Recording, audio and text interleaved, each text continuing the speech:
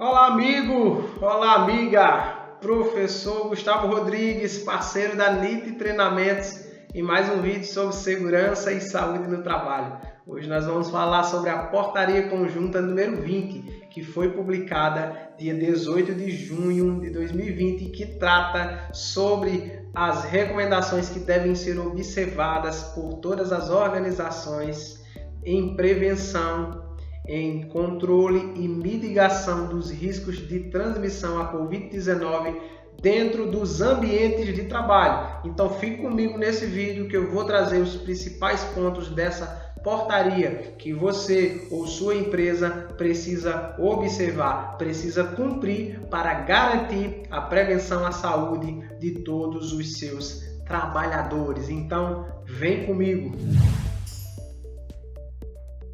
Temos alguns pontos aqui importantes nessa portaria que precisa já nesse exato momento serem deixados aqui bem claros para vocês. A primeira coisa é que as medidas preventivas dessa portaria, isso está aqui no artigo 1º, no parágrafo 1º, não se aplicam aos serviços de saúde para os quais devem ser observadas as orientações e regulamentações específicas e poderão ser revistas ou atualizadas por meio de portaria conjunta a qualquer momento em razão de avanços no conhecimento e controle da pandemia. Então, essa portaria se aplica às demais organizações e empresas, mas não de forma específica aos serviços de saúde, porque possuem já recomendações bem mais restritas, bem mais rigorosas com relação ao controle, à prevenção de transmissão à Covid-19. Tá? Outra coisa importante que deve aqui ser comentada é que o disposto dessa portaria não determina ou autoriza a abertura de estabelecimentos, apenas apresenta um conjunto de disposições a serem observadas por aquelas que já se encontram em funcionamento. Então, a observância, o cumprimento dessa portaria não vai autorizar uma empresa a funcionar. Ela deve ser observada desde já por aquelas que estão em funcionamento. Essa portaria ela entra em vigor na data da sua publicação, ou seja, desde o dia 19 de junho ela já entrou em vigor, e apenas o item 7.2 do anexo 1, que vai tratar sobre o uso obrigatório das máscaras de tecido e máscaras cirúrgicas nos ambientes de trabalho, apenas esse item é que tem 15 dias para entrar em vigor, ou seja, dia 4 de julho, isso mesmo, 4 de julho, esse item 7.2 também entra em vigor, mas fica aí comigo até o final que eu vou comentar sobre ele também. Então vamos lá, agora eu vou explicar para vocês ponto a ponto sobre essa portaria. O ponto 1 que trata sobre medidas gerais, diz assim o seu ponto 1.1, a organização deve estabelecer e divulgar orientações ou protocolos com a indicação das medidas necessárias para a prevenção, controle e mitigação dos riscos de transmissão da Covid-19 nos ambientes de trabalho. Então você já vê aqui que a empresa ela precisa elaborar um plano de contingência para que ela estabeleça quais são então aí as orientações ou os protocolos que ela deve seguir para garantir a prevenção contra a Covid-19. Seguindo, diz que as orientações ou protocolos devem estar disponíveis aos trabalhadores. Então, esse plano que vai ser elaborado, esse protocolo que vai ser elaborado e montado pela empresa, essas informações devem estar também à disposição dos trabalhadores. E sobre as orientações ou protocolos, devem incluir o seguinte: medidas de prevenção nos ambientes de trabalho, nas áreas comuns da organização, ou seja, refeitórios, banheiros, vestiários, área de descanso e também no transporte de trabalhadores, quando esse for fornecido pela organização. Então tem que ter diretrizes, recomendações, protocolos para esses ambientes comuns da organização.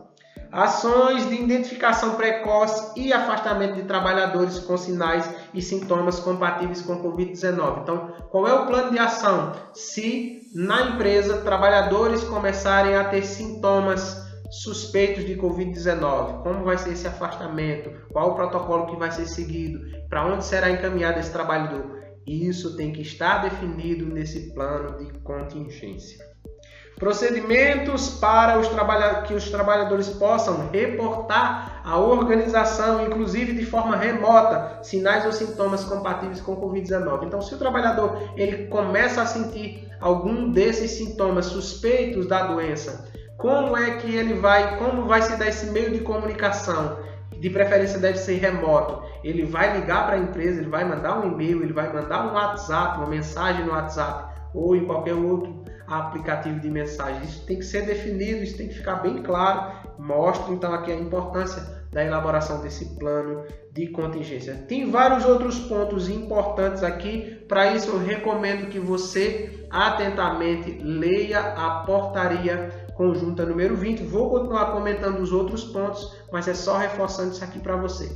E lembrando, nós já realizamos 2 lives aqui na NIT Treinamento, tratando sobre esse assunto, sobre essa portaria. Então tem muito conteúdo que você pode também assistir, consumir, consultar aqui no canal da NIT e ter aí todos os comentários ponto a ponto dessa portaria. Lembrando que é toda terça-feira, 10 horas da manhã, que nós estamos aqui. Nós temos aqui um encontro marcado com vocês para falar sobre segurança e saúde no trabalho. O ponto 2, ele fala sobre condutas em relação aos casos suspeitos ou confirmados de Covid-19. Então, um ponto bem interessante que eu queria comentar é o ponto 2.5, que diz assim: a organização deve afastar imediatamente os trabalhadores das atividades laborais presenciais por 14 dias nas seguintes situações: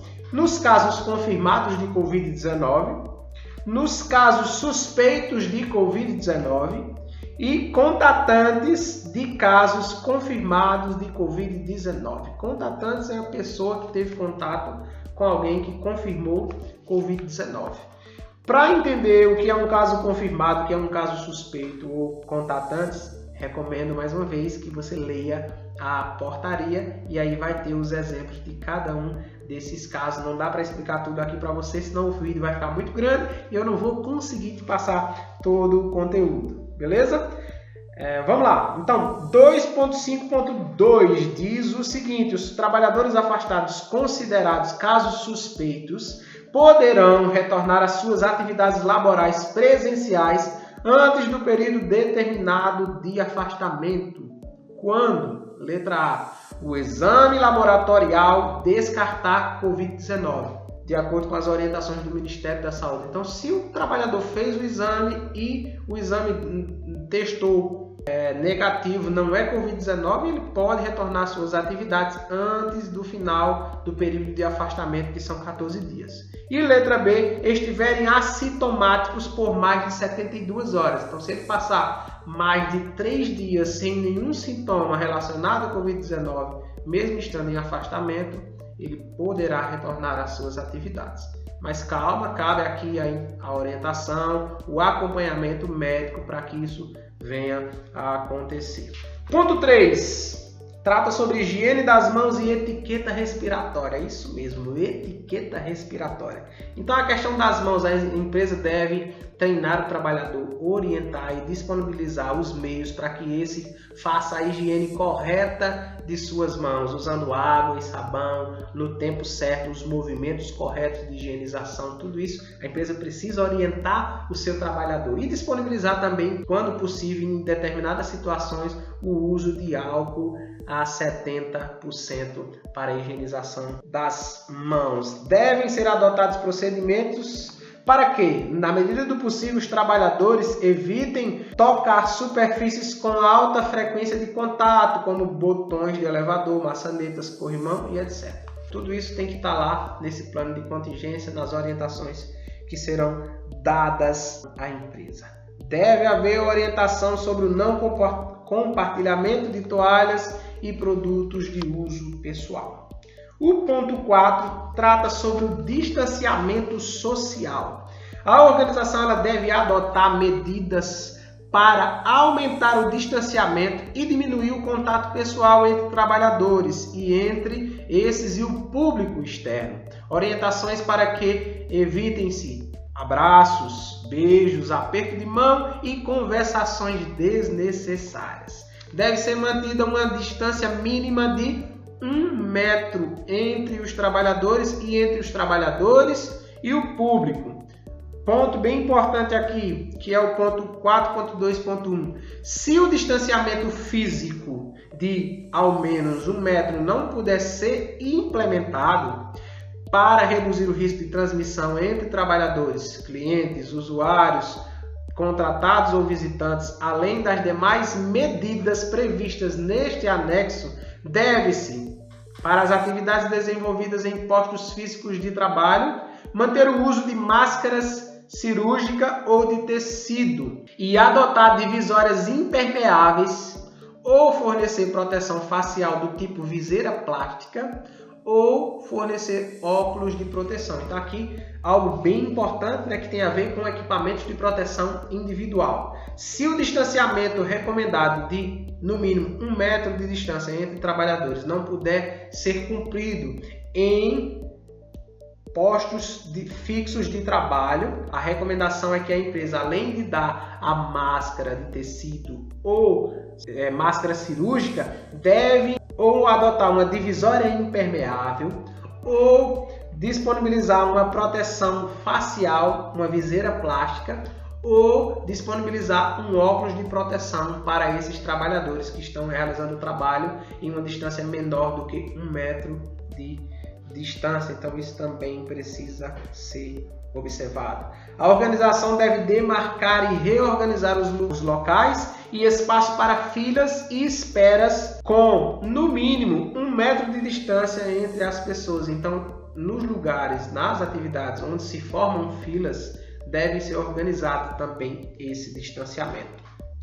Ponto importante também aqui, o ponto 6, que diz trabalhadores de grupos de riscos. Os trabalhadores com 60 anos ou mais ou que apresentem condições clínicas de risco para desenvolvimento de complicações da Covid-19 devem receber atenção especial, priorizando-se sua permanência na residência em teletrabalho ou trabalho remoto, ou ainda em atividade ou local que reduza o contato com outros trabalhadores e o público, quando isso for possível. Então, deve observar isso aí também com muito cuidado. Já no ponto 7, que vai tratar sobre equipamento de proteção individual, EPI, diz assim que devem ser criados e revisados os procedimentos de uso, de higienização, de acondicionamento e descarte dos equipamentos de proteção individual e dos outros equipamentos de proteção utilizados pela organização, tendo em vista os riscos gerados pela Covid-19.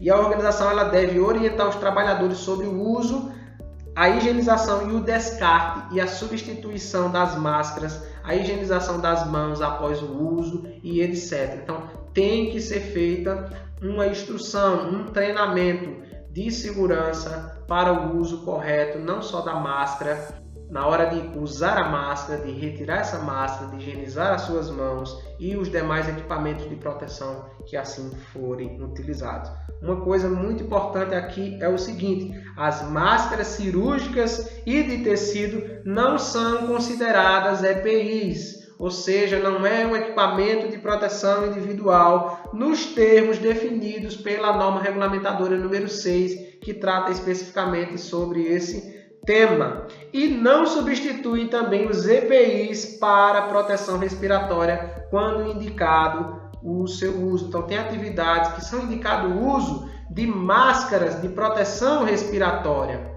em determinadas atividades. Então o uso de máscara cirúrgica ou de máscara de tecido não vai de forma nenhuma substituir o uso do EPI recomendado e adequado para aquela atividade. As máscaras cirúrgicas ou de tecidos devem ser substituídas no mínimo a cada 3 horas de uso ou quando estiverem sujas ou úmidas. Então, a portaria determina que a cada 3 horas, no mínimo, essas máscaras devem ser trocadas, substituídas. Ponto importante, máscaras cirúrgicas ou de tecido devem ser fornecidas para todos os trabalhadores e seu uso exigido em ambientes compartilhados ou em aqueles em que haja contato com outros trabalhadores ou público. Então o ponto 7.2 é aquele ponto que tem 15 dias para entrar em vigor. Então dia 4 de julho entra em vigor esse item 7.2 que vai tratar sobre a obrigatoriedade, sobre o fornecimento e a utilização das máscaras em ambientes compartilhados ou em aqueles em que haja contato com trabalhadores e o público. Temos aqui outros pontos que vai tratar sobre refeitório, quais são as medidas que devem ser cumpridas na hora de você se servir, na higienização de mesas, de utensílios, coisas que devem ser observadas. Então eu recomendo que depois você dê uma lida, é muito importante. Também sobre vestiários, sobre o transporte dos trabalhadores quando esse for fornecido pela empresa. E o ponto 11, que é importantíssimo, que vai tratar sobre o SESMIT, Serviço Especializado em Engenharia de Segurança e Medicina do Trabalho, e Comissão Interna de Prevenção de Acidentes. Então, o SESMIT e a CIPA. Diz aqui que os trabalhadores, que o SESMIT e a CIPA, quando existentes, devem participar das ações de prevenção implementadas pela organização. Então, o SESMIT, os profissionais de SST contratados pela empresa e a CIPA devem ter participação efetiva nesse plano de contingência contra a Covid-19. É responsabilidade deles também de estarem aí ajudando nas recomendações e implementações dessas medidas. 12. Medidas para a retomada das atividades. Quando houver a paralisação das atividades de determinado setor e do próprio estabelecimento decorrentes de Covid-19, devem ser adotados os seguintes procedimentos antes do retorno de suas atividades. O que é que tem que ser providenciado antes do retorno das atividades? Assegurar a adoção das medidas de prevenção desse anexo, ou seja, tudo que está sendo aqui recomendado, tem que ser cumprido. Higienizar e desinfectar o local de trabalho, reforçar a comunicação aos trabalhadores e implementar triagem dos trabalhadores, garantindo o afastamento dos casos confirmados ou casos suspeitos e contatantes nos casos confirmados de Covid-19.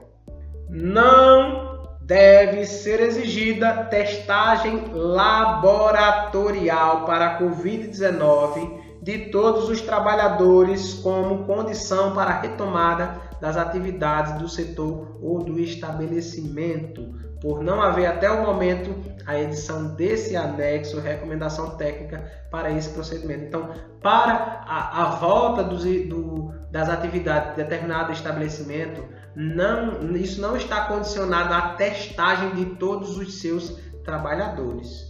Isso pode ser feito de forma bem mais organizada e bem mais pensada. Fazer teste daqueles a qual estão com sintomas ou que estiveram em contato com pessoas que testaram positivo para a Covid-19.